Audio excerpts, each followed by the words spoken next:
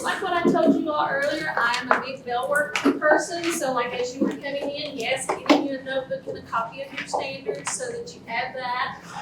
The standards did make a little change this year, not a lot, and we're going to look at that. And I wanted to make sure to give you a hard copy of those standards because it's always nice. I'm old school, as you can tell.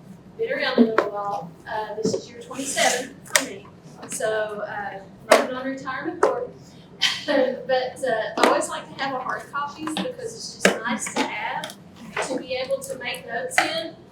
I did have an iceberg on this because those of you teaching science, you're going to have some conversations around that.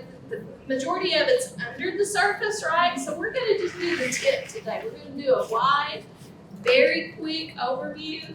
But also one of the biggest things is you all being together, kind of recognizing each other. Also having me as a contact if you ever have any issue or concept that you're saying, hey, I need a little help with something, do you know a good resource? I'm here for you. I can help you on that part, okay? So, got your standards in your hand. Like I said, I'm Mary Belcher. I've been emailing and aggravating you all. I'm K-Day Instructional Lead Consultant, so you might see me in different trainings besides just science. But I taught science. I'm National Board Certified in Early Adolescent Science. So that's your middle school age level. And I taught science for 14 years. So I love teaching science. It was one of my favorite things. Then they moved me to math, and let me tell you, that rocked my world because science, we get to have fun all the time, right? I mean, we can teach like subject to anybody else that's in there. Okay, but it is like so much fun. We can find things to engage kids. I mean, if they don't like space science, we can maybe find that they like life science, right? Something, maybe they like animals or something else. Maybe they like rocks and minerals. But we usually can pique their interest in science. And so that leads into my next question is, what's your favorite topic in science? Not what's your favorite thing to teach, because some of you have not taught science before. So my thing is, this time is, what was your favorite subject? Like when you were in school learning about science, what was your favorite thing? And I will tell you mine. It's not what I taught. My favorite thing I taught is different from this. My favorite thing was the first time I got to dissect something. That, like, oh my goodness. I had never, all elementary school, I had never done anything but read the chapter and answer the questions at the end. I did not like science. It was a miracle I became a science teacher, let me just tell you. All right, on that. So when I got in that biology lab, and they had things we got to dissect, and we went outside and we got to look at like ecosystems and different things like that. That dissection, I'll have to say, that lit a spark for science for me. That was it. So I'm gonna let you all introduce yourselves. Tell me what you're teaching. I know we're gonna do this quick. We've got small group too. We're pretty good. And I do have timer set because I'm really bad to go over on stuff. So your timer is your friend in your classroom. Let me just say, if you haven't been using one. So I'm gonna just go around the room. I want you to tell me what your favorite thing you were when you were learning it that you enjoyed. So let's start here with Megan. I teach first, second, and third grade science and social studies, and we did the age standard, and that was my favorite thing ever. That was like your favorite thing. Is that not so much fun? And mine did not bust. Oh, awesome! So you were able to keep it from breaking. That is an awesome one. So great. So you like the physical science. That's really more physical, isn't it? All right. What's your name? Gina. Gina Ratliff and Jenkins, right? Yeah, Okay. Jenkins. We teach in 3rd, 4th, 5th grade science. Okay. I like 2 different types. I love biology. Okay. And then my favorite was probably my chemistry 2 class. It was tied in with forensics. Oh. And that was probably my favorite because we had like a crime scene, we had to solve it and find out who suspects were and fingerprint and all that. Oh, what fun. That is so neat. Awesome. I love that. All right. Casey Hammock, I'll be teaching 3rd grade science, and mine was also dissecting. It was a frog. Oh. And I actually asked my principal, I was like, I know dissecting is normally for middle school, but Right. can we do something, like an owl pellet or something? Something. Yeah. Oh, it's a Yeah, great so he one. said that we could definitely explore that more, so I'm excited about that. That's Because exciting. I like to have fun, and if I'm having fun, they're having fun, and that's the cool thing about science. I'm excited that that's where I was put. Oh, yay! That is so Yeah. exciting for you because you can so foster that love of science versus back when I was in school. It was just to read the chapter. Yes. Oh, it was not very engaging. No, memorize or regurgitate. Yeah, that's all we did. Madison Newsom, 7th, 8th grade science at Paintsville High School. And I loved chemistry too. So chemistry, In okay. high school. And it was mostly my teacher. He was Okay. just awesome. And I still talk to him today. He was at my wedding. And Oh, wow. everything. That's Yeah. awesome. So, The power of the teacher. yeah. Isn't that awesome? Wonderful. That's awesome. All right, My name's Abby Bentley from Jenkins, and I did 6th, 7th, and 8th grade science. And my favorite's probably the weather. say Weather, I've always loved. just so you like to watch as a kid, probably the meteorologist, and you're just like, yes, go Tony Cavalier. Well, Okay, I or- used to Or dream about being a hurricane expert. Oh. cool, like a storm chaser. Yeah, that was my dream. Oh, how cool! So now notice we had a little bit of variety, didn't we? We have some earth, we have chemistry, physical science, and we had some life science, didn't we? So you have a little bit of, everybody has a little something different that they like when it comes to science, and you gotta love it. It's just everybody has something that sparks an interest for them. So now that we kind of know each other just a little bit, let's go ahead and talk some business as far as like some learning goals. So like, where do we start as a new teacher? The PowerPoint is in the session, so you do not have to really, unless you're just a note taker and you like to take notes and it helps you with your learning, you go right ahead. But you do have a copy of the slides already in, so on that placemat, when it has that link, that gets you that, and I'll also email you a link to it as well at the end of the day of all the sessions, because you'll have access to even behavior strategies and IPs that are done right now. So first, one of the first things we're going to talk about is where do you start? You know, I'm teaching science. Where do I need to be going? What do I need to be looking at? Knowing your responsibilities as in relation to the science standards. It is the law. Go figure, huh? Clear understanding of the standards to get to the rigor and where to find some resources, because some of you have some resources, but as we'll all find, is not one resource is ever going to answer all of our teaching needs. And Mr. May was talking about, you know, teacher pay teachers. Yes, it's coming under scrutiny because a lot of what's on there does not get to the rigor of the standard.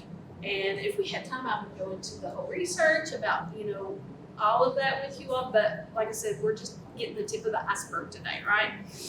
So if you do use teacher pay teachers, if we're going there and looking at, proceed with caution, because it may not get, it may say 3-dimension, but let me tell you, it might not be. Okay, so be careful, especially with science. We already know a lot of people are struggling with it anyway, right? So just use caution. But I've got some resources and some links for you all to be able to access to maybe help you along, because it's so hard to build something from scratch with these science lessons to make them truly 3-dimensional. A lot of people, you know, it's not that rote memorization anymore for science, that quick. Hey, I was an academic too, coach. Nobody loves quick recall more than me, okay? Love it. Doesn't mean you don't still have some of those questions on your test, but you've got to go deeper. You've got to be 3-dimensional in those questions. So where do I start? Can you see that blue highlight a little bit? It's the Kentucky Academic Standards for Science. That's what you've got a copy of. Now, they have been revised this year. You do want to work from those. You also want to check with what resources are in your district, like Savez. If you have that, that's great. Some of you may have Amplified. Some of you may have nothing. Okay, or you may have something that's 20 years old that is not going to be meeting the standards. Okay, so do you all know what you have in like what does Paintsville have? I'm Oh, listening. you're Paintsville. You're listening. I was told to get with the teacher before Okay, and see what resources she used. okay. So you'll want to make sure and do that. Get those. There might be some kind of curriculum map or a pacing guide for your district. You want to check on that and make sure if there is one, does that mean somebody's already done some work for you? If it's not there, I don't know, does Leslie County have the district guide, or is it kind of, They just bought TCI for science and social studies, okay, so it kind of has like a pacing guide in it. it has one for you, okay. And that you could try for the first year, and then you might have to do some tweaking because that isn't. And then Jenkins, what do we got at Jenkins? Oh, that's a good one. We're That's a good one. And then K5's Amplify. It's what? Amplify. That's a good one. Those are really good resources that have some really good reviews. But that does not mean they're perfect. So we still have to find some things to go with them to support them on that. Do you all have screeners? Like, you know how we have math for reading and math? Are you going to be giving a screener in science? Do you know that? That's something you want to ask about and see, especially where you're doing fourth grade. It's kind of a good little piece of data to have when you're teaching one of those assessment years. It kind of helps you keep a track on how they're doing. Now, is it exactly like the state assessment? No, it is not. But it is something that gives them that feeling of being on a computer, and I will say that's a good practice.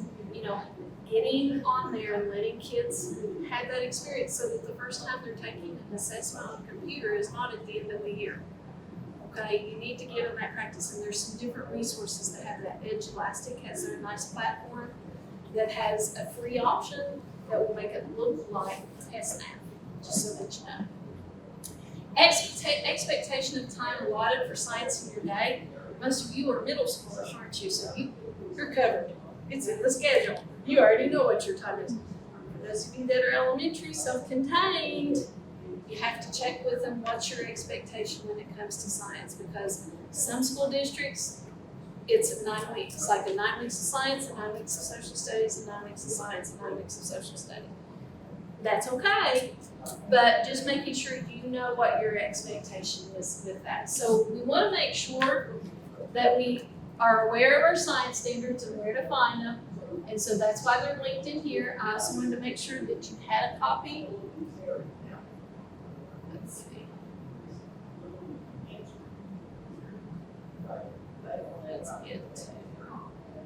So here is the website of the Kentucky Academic Standards. If you have not been there, that needs to be, that's your go-to. That's what is required that you do.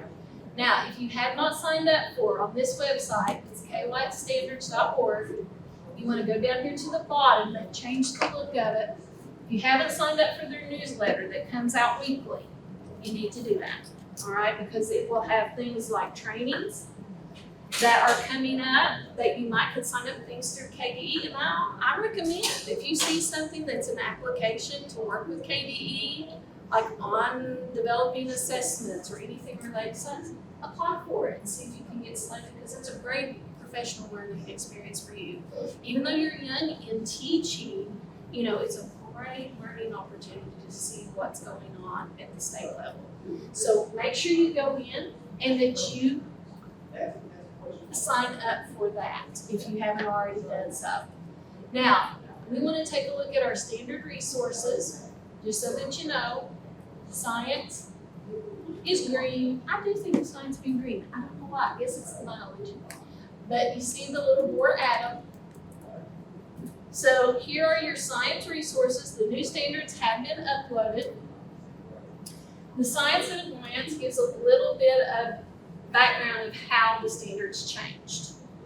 Because there was not a whole lot of changing in the science standards. And we're going to take a look at something that will kind of let you see, where did most of the changes occur? Middle school. Okay? There's just a couple in some other spots, but the majority of the changes are 6 through 8 because in GSS, the Next Generation Science Standards, the national standards, had middle school as a grade band. It did not say this was 6th grade standard, this is a 7th, this is an 8th grade. It had a middle school band, just like high school is. Kentucky vibe.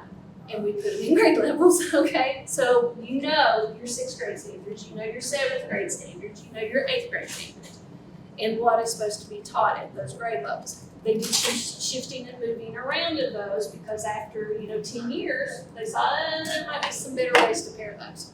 And so that's where you're going to see most of the changes. But this website has several resources that I would love for us to get to the conceptual understanding of the science standards, but we don't have time to do all of these things. We'll try to provide some additional training through the year of getting some access to those. And if you ever have any questions, please make sure that you don't hesitate to text or call me or email me. I'd be happy to help you any way I can on those. But this just lets you know, this is your go-to resource of what is required for you to teach. Now, the resources is gonna be dependent upon your district and, you know, what you have as availability. I did make a copy of a blank pacing guide, and they're also in your folder of a couple of blank ones, and I also have a couple of examples in there for you. Because if you're in a district where you don't have a pacing guide, I've got a couple of nice scope and sequences that are nice and simple, easy to look at, from Jefferson County. They have some good resources there for that. But just where do I start? You need to be thinking about these things. If you haven't gotten access and you don't know what resources you have, if you don't know if you have a screener or a curriculum, if you want to make sure you're checking on that and the expectation of your time. Why it matters. Now, there's always that question of what is it that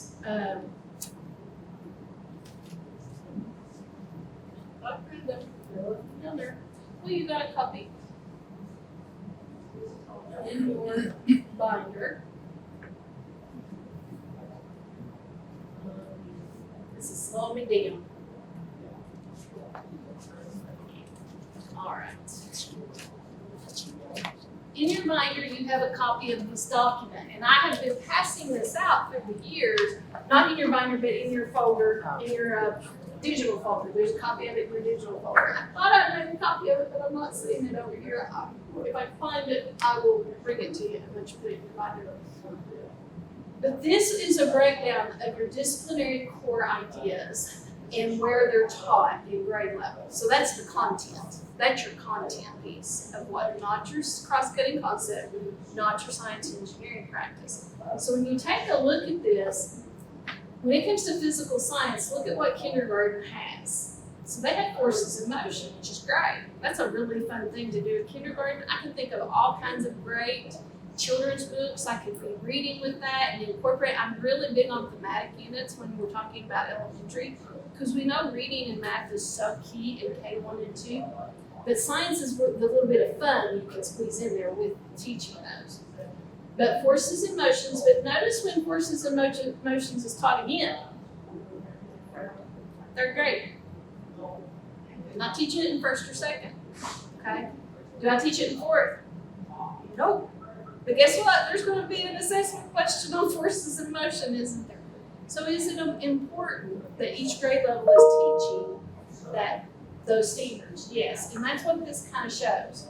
Now you see some arrows and some yellow. That represents changes. What's there more of, green or yellow? A lot more green, meaning nothing was changed for a lot of those. So there is your physical science. I can see 7th grade is really heavy, isn't it, in physical science? So we know that that's going to be a big focus, but we know as a 7th grade teacher, we're going to have to do some review of some other concepts, right?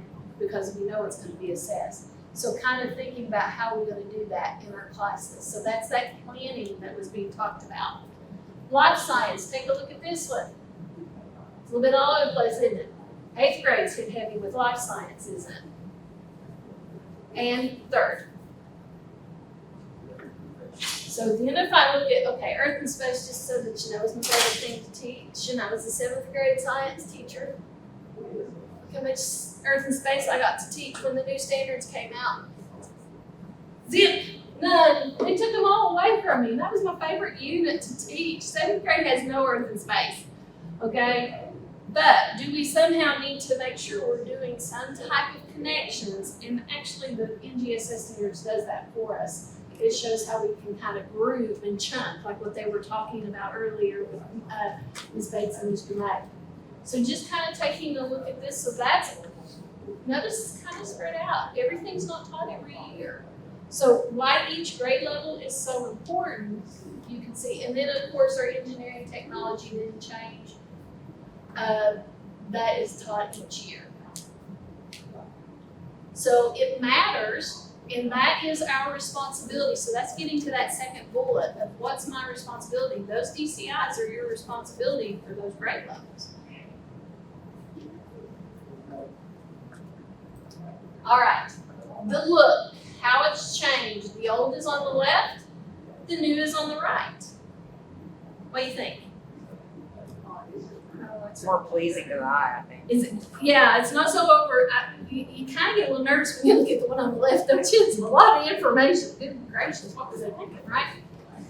But if you go to the NGSS website, which is still a good resource for you, it's still the NGSS standards, but we Kentuckyfied them, okay? We did a few little changes. There's a little bit of wording. So what I want you to do is I want you to watch up here at the KPS 2.1, the performance expectation.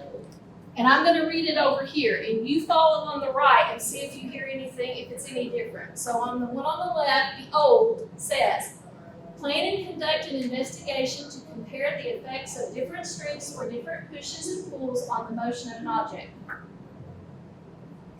Direction. Huh? You didn't say directions. Do not have directions.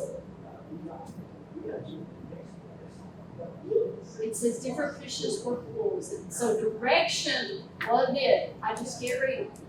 Strengths or different directions of push or pulls on the motion of an object. There was a big old space I missed it. Sorry, my bad. So is it much different? Any different? It's not any different, is it? They're basically the same. If I look at clarification statement, notice it looks different. It was in red on NGSS and it's still red on NGSS. That's the national. This is our state. Your world is the state. You use this as to kind of help you, to guide you on some things. So on the clarification statement, let's see if I can read now. Examples of pushes or pulls could include a string attached to an object being pulled, a person pushing an object, a person stopping a rolling ball, and two objects colliding and pushing each other. Is it the same? So it's the same. There might be little bitty wording that is different. It looks very different. But now notice they also pulled what is that expectation when it comes to assigning science and engineering practices. Planning and carrying out an investigation is the one that's tied to this. Notice it says right at the beginning of the expectation, plan and conduct an investigation. So that's why that's the SCP. Okay?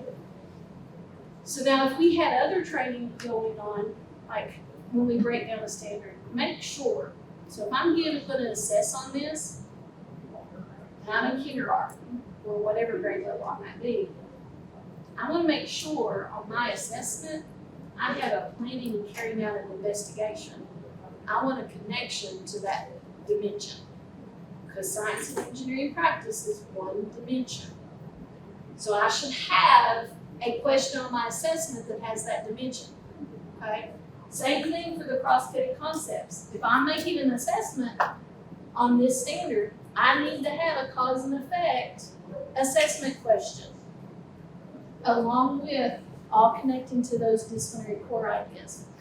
I was actually in a training with like a 22-year-old veteran teacher, and we were doing the breaking down the standards, and she said, so if my standard has this DCI, the disciplinary core idea, and cause and effect is the cross-cutting concept, I need to have a question on my test about that? And I'm like, yeah, that's exactly what that means you need to have. And that seems so simplistic, doesn't it? But she never made that connection. And so and I had one school district ask me to come in and observe this teacher because the test scores had come out. Oh, good grief. And she was very disheartened because her scores were not as high as she'd like for them to be. And they said, well, will you come in and observe us? Sure, I'll come right in, let's go. So I go to lunch. Oh my goodness, what a phenomenal teacher. I had a blast in her class because she had everything you can't teach. She had the energy. She had that engagement. You know, she could draw those kids in.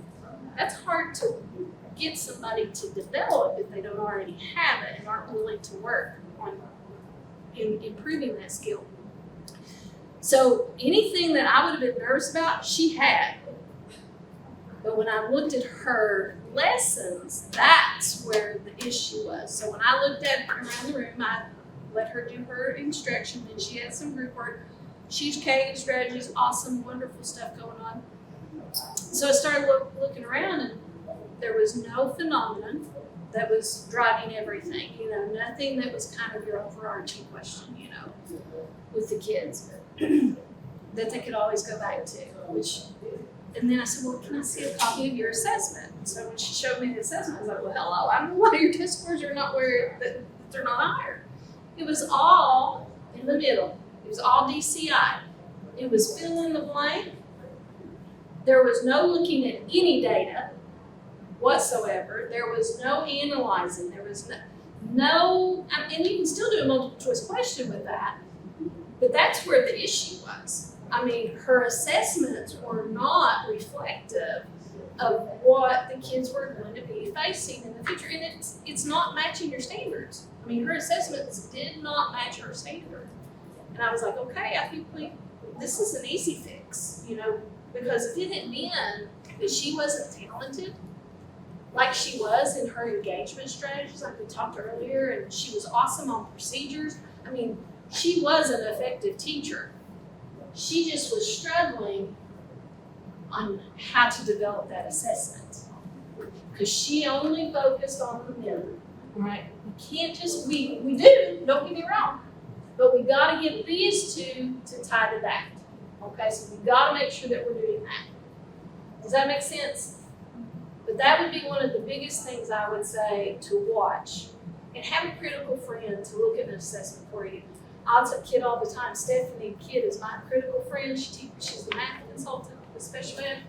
And I'll go to her and ask her to look at things because I know she's going to tell me the truth. She's not going to say, oh, that is wonderful. Oh, that is like the best lesson ever. She'll look at me and she'll say, no, you need to do this, this, and this. She said, it would be really good if you tried this kind of strategy. If you don't have a critical friend,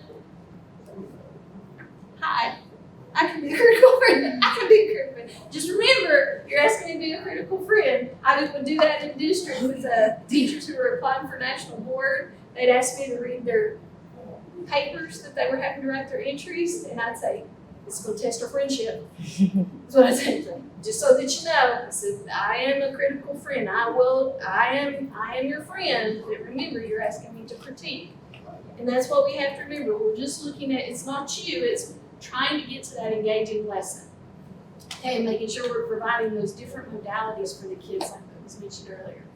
So we kind of like the new look, but I did want to play this video.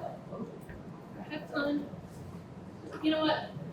You got access to that. I'll let you watch that on your own time. This is where we're going to save some time, but this is a great little video that talks about the breakdown because there's a lot of things that sometimes people miss with the coding of the standards, like the DCIs, list those. So just watching that little video, so that can be kind of like a little homework for you later, maybe tonight, it's just a really nice, it's like 6 minutes. If we have time at the end, we'll watch it. But it's just a nice little, and you might be looking at it like, oh, good grief, this what should I watch this for? But it just kind of goes through, and if you listen to it, you might pick up on some things you didn't realize with it. Okay, so watch that. So takeaways with that one. I'm not watching. I do want us to take time though to take a look at the overviews, and I want you to choose your grade level. It's actually, you can look on this first, second page. If you turn your page up, if you'll take a look at the table of contents, you can look and find what page number your overview is. So if you're teaching 7th and 8th grade, pick which one you want to read. And I'm going to give you like 2 minutes to read it. So if you're teaching kindergarten, that's on page 14. I did write some of them down. If you're teaching 4th grade, that's on page 66. But pick one, and I'll give you 2 minutes to read that. And I just want you to be thinking about, as you read it, are there any thoughts that come to mind? Because I'll just be honest with you, that's the page I usually skipped when it came to the standards. I didn't always usually read that one, but I do want you to notice how that they've changed some of the wording. So 2 minutes starting now.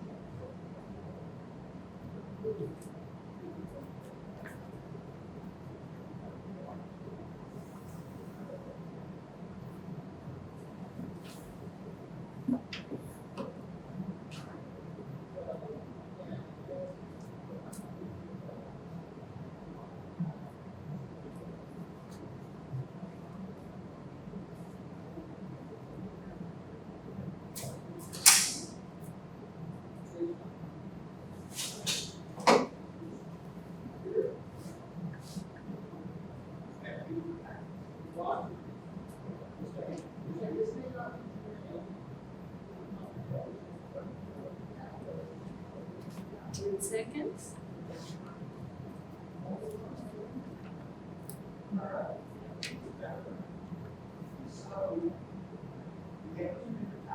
Really first one, I had to read some really long stuff.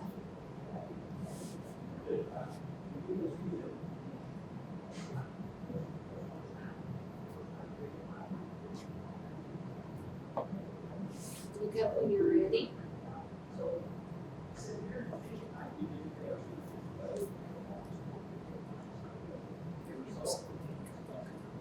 Where to read? Go. Read. I think I'm where to read. I think you're very something. Alright. Anything that you notice in the overview? Did anything stand out to you? It's kind of real clear, like it tells you exactly what they need to know all year. Yeah. It kind of gives you just the overview. It's the name overview for the whole year, right? It's like, so it's just a really easy to understand. I really like it. What did your first sentence have in it? To meet the expectations. To meet the expectations, and those expectations were your science and engineering practices, wasn't it? What's the last sentence? Most of them have the same cross-cutting concept. If it's the content in the middle, it's got the engineering practices at the top, cross-cutting concept, and it's all together, isn't it? So it very nicely gives this nice summary. So I would recommend that going back and looking at that from time to time. Sometimes we get so bogged down and get so overwhelmed. We kind of don't always, we get so in the day in and day out that we kind of can go down a rabbit hole, I guess you can say. And sometimes we can be doing things that we might not really have to. But this is just a great piece. So making sure, go back and revisit your overviews from time to time. Sometimes it just helps keep us grounded in what we're doing, and so that we're not getting so overwhelmed. So the overviews are great. They did tweak those some and make those a little bit better. Taking a look at the cross-cutting concepts, I do have a couple of documents for you. I did put the appendices in your drive, which is a little bit more reading if you wanted, but I love these. And I did put them on cardstock for you. But this is, I'm gonna let you have just a second. This is the cross-cutting concepts, and I just want you to take a second to glance at this one.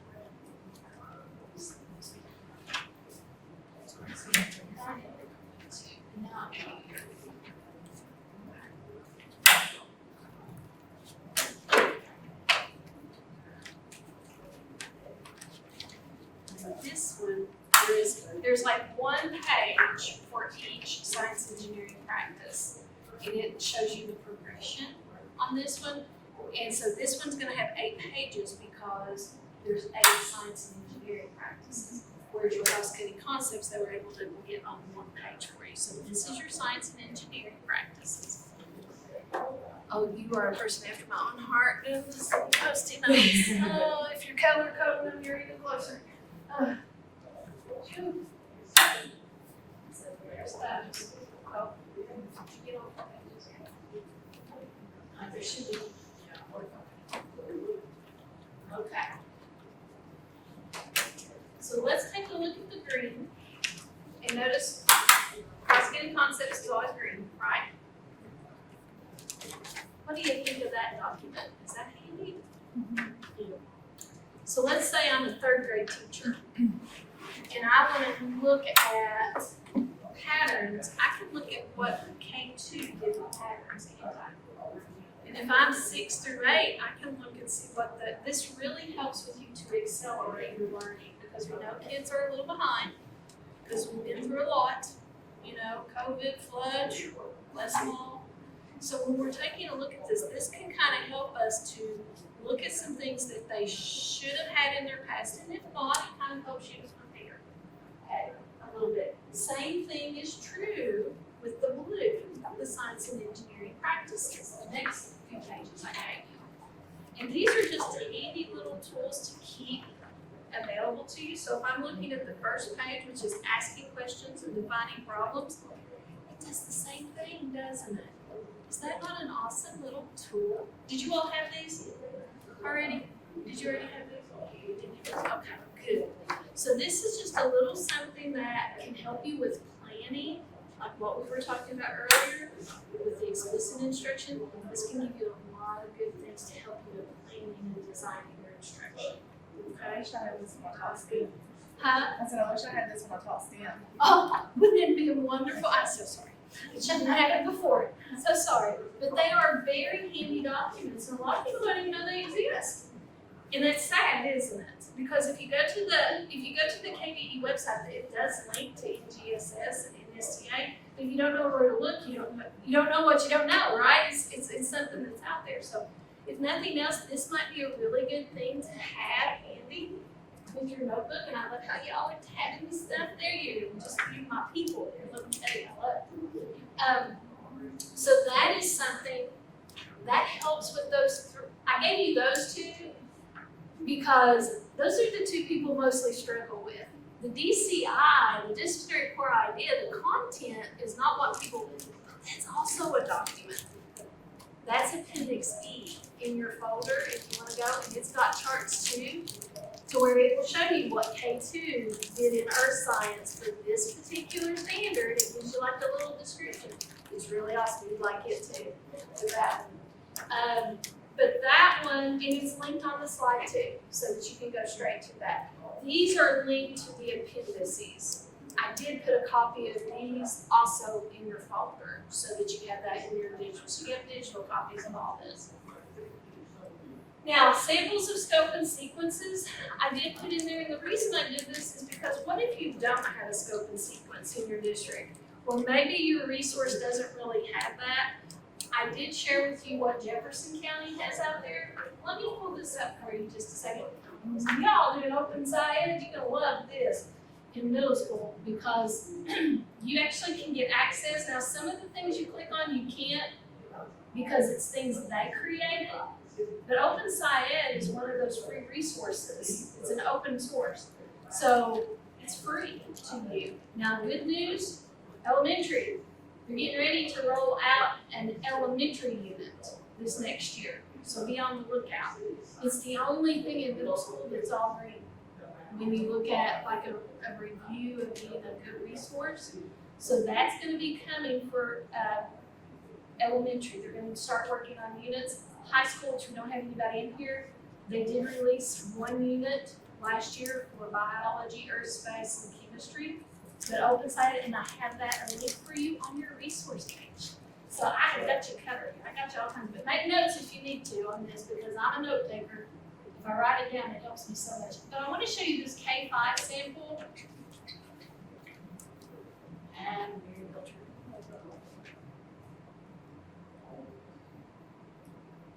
okay. I love this document because look how simplistic this is. Now, I like this because at a glance, in 1 or 2 pages, I see what kindergarten is teaching.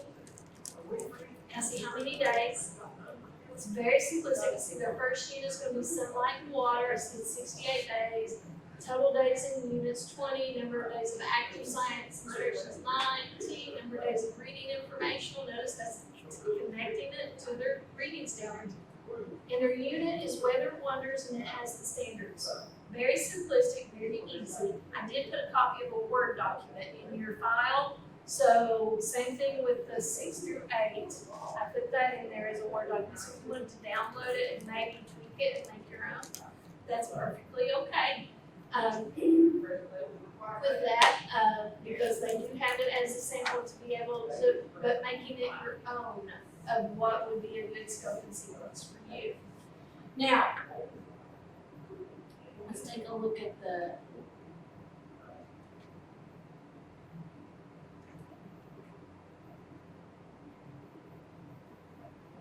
here is the, and these are all on a website. Here is your 6th grade and 7th grade. And then on down to 8th grade. So it's actually using OpenScience for you and mapped out. So if you wanted to make use of it, it tells you what unit they're using. And that's, like I said, an open resource, so you can get access to those as well. So just being aware of some things that are out there so you don't have to kill yourself trying to get all the work together. I'm gonna do one time. I'm timer's getting ready to go off. Oh, proceed. So, I do want to talk about some resources for you because to me that's one of the biggest things of you walking away with. The first one is our standards. We already talked about it. I have a separate document in your folder of the one on the bottom, resources by grade span. I have things that are for K2, 3-5, 6-8, and 9-12. And these are listed on there with the hyperlinks. So NGSS is a great resource because that's where these standards originated from. And so if you're not familiar with that website, it has an awesome amount of information there of some very great resources that help to break it down. The through course task, if you're as old as I am, you remember the scary time when those were put out. When those came out, KDE districts collect responses of students to submit to KDE. Wasn't graded or anything, but they just wanted a record that we had done them. That made everybody really, really nervous, especially where they only had like 1 or 2 of these. That's a 5-minute warning for me. So, timer's my friend. Keeps me on track here. So I do recommend using the timer. I see that. Maybe took me a while to get there. The through course tasks are very handy to be able to pull up and look at. Jefferson County, I did want to pull up their website as well, so we'll take a look at these. And then let me pull this one up. Because all of them are on there.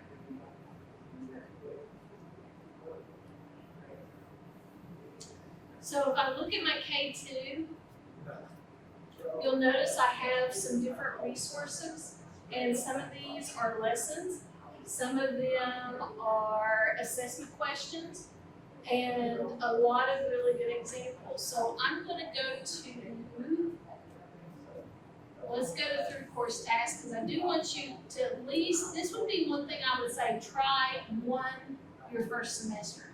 So if I go to that link and I scroll down to the bottom, there's a bank. So I'm going to go by, let's do a grade. I'm going to do 6th grade. So when I do that, it pulls up all the ones that are 6th grade. It tells me the name, it gives me the phenomenon of the task, it tells me the science and engineering practice and the cross-cutting concept. So I'm going to do this comparing cities. Now I'm not going to say these are perfect, okay? Anything you get, you have to be a critical consumer, okay? They're not all going to be perfect. Go into it realizing you're going to have to tweak it, all right? Because not everything's going to have all 3 dimensions for you. Now some things are better than others, all right, on that part. So I'm going to just click on this one, pulls it up, so I can see there's my document. It tells me what a TCT is, it gives me a task, and I can look through that as the teacher. It gives me directions. Even has the color coding, color coding. Comparing cities' tasks. Notice they have highlighted based on color coding. There's different things that will do that for you. Talks about the intent, the background. Intent of the task would be assessment. And so as I keep going, what this is a long grade, you're all kind of working, aren't you? I'm gonna keep going. What I'm looking for, so it has instructions for me as the teacher, but notice I get here and here's the question for my sixth grade students. So my family, I gotta synthesize for mom. We lived in Lexington for many years, and now you're gonna move from Lexington to San Francisco.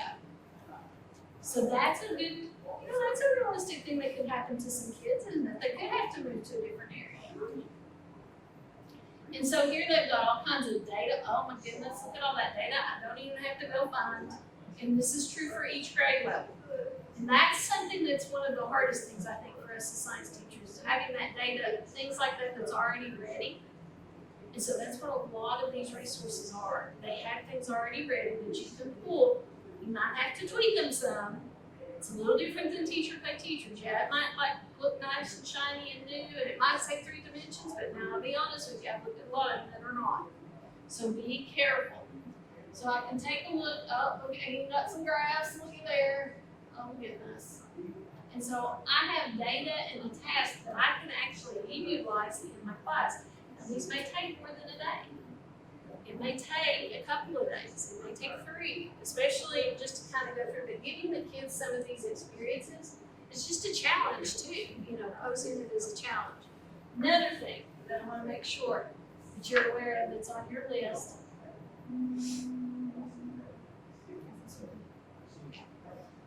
For your grade levels that have assessment, I did go ahead and put the Kentucky release items, use those. 4th grade teachers, 7th grade teachers, use the release items for Pearson. Give those as part of assessments. Pull those into your own assessments. Do not let those sit there without your kids getting to see those, okay? Because that gives them that look and that feel so that when they sit down to take that assessment at the end of the year, it's not so scary, okay? So when I click on that one,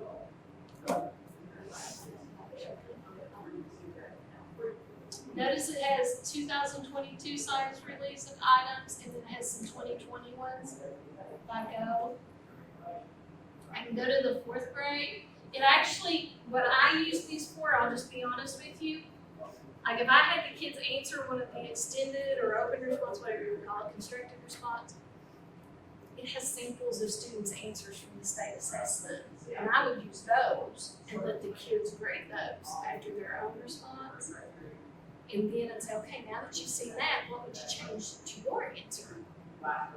And brag on yourself first. They need to always brag and pull out, because if we don't let kids brag on themselves and say, okay, what did I answer well with this question?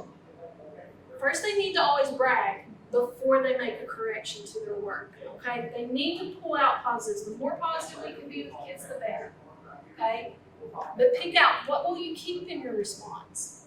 And then say, okay, right here, what you would have changed about your answer, and to show me how you did it. Is that not a wonderful teachable moment for the kid? And they're learning, and guess you're not having to do all that grading too, right? So you're letting them. But what's even better is you take the next day and you give them another response. Say, okay, you're going to get another try. Here's a question kind of like that one, but let's see what you can do now. Can you be better today? But you take that time to model, show them, let them score. Let them do some scoring. Let them critique. And that's what I love about this is there's already answers. You don't have a clue who they belong to. It's somebody across the state, right? And it saves you some work on that one. So just a thought on that one. Do you all have any questions for me? I hope you saw something today you can use. I know you're probably a little overwhelmed right now. Hopefully not too bad. Hopefully not too bad. But keep in mind, if there's ever anything that you have a question about, I am going to be sure that you all have. So you have, these are already in your participant folder under science standards. My name is Mary Belcher. There is my email address, and I'm a crazy lady. I'm giving you my cell number, so you can text me. You can add me as a contact, put your name. Just make sure if you text me, say, hey, this is Gina from Chicken, right? So that, and tell me what grade you teach, and then, could be, you say, do you have time for a phone call? And I'll let you know when I can talk to you. But I try my best to help you any way I can. But number one, have fun. Science is a great thing to get to teach. I mean, we really do have a great subject. social studies, math, reading that. But can have a lot of fun, and I loved the experiences you all shared because it was always something that engaged you. Something, so kind of keep that in mind, providing those types of activities. You've got all kinds of great resources. Now, I'm going to let you pick one. I know you've got a lot of great resources. Have you all seen these? Oh, they have like examples of like science specific and different content areas in here too. But tools for thoughtful assessment and tools for a successful school year. You remember that social studies had that triangle association that they shared? It's in here, okay? There's all kinds of, what I love about this is you can take and use these the next day. There's great tools for engagement, great tools for procedures. Like there's one in here like clock partners that you can have kids have a certain partner. Like you would say at 2, okay, I want you to use your 2 o'clock partner right now because you have them to where it intentionally pairs them with different kids in the room to where they're not always trying to get up with the same buddy every time, right? So I'm gonna let you pick. I'm gonna start here. You gotta like it. Which one do you want? Okay. Everyone will take a on there too. No, maybe not. You got that one? Okay. Pick one. Sure, right. You might want to go with this one because she's got that one. She's digging. Well, you're going to get that one. But you have access to the green one because she's addicted, right? All right. So that gives you another tool, but take a look at some of these. And it gives just very easy descriptions. And it has like things you can just print off and use the next day in your class when you go in. The window, learning window is a great tool for planning for you. It actually makes you connect to some different, like it helps you to focus on skills and things you need to think about with your kids.